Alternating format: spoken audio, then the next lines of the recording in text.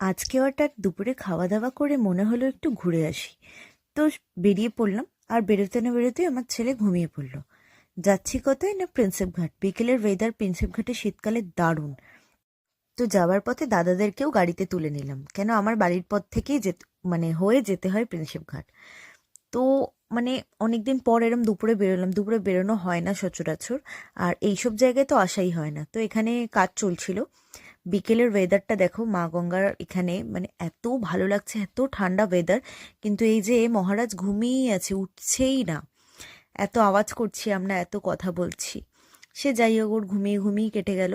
আর আমরা অনেকদিন পর একটু বেশিক্ষণ না, এখানে 10 মিনিটের জন্য, কেন গাড়ি দাঁড়াতে দিচ্ছিল না, জাস্ট 10 মিনিটের জন্য আমরা ওখানে দাঁড়াতে পেরেছি, বলে যে আমরা জাস্ট এক্ষুনি চলে আসবো। খুব ভালো লাগলো। অনেকদিন পর মানে এই সময় বেরোলাম, এই সময় এখানে এলাম। আগে প্রচুর এসছি,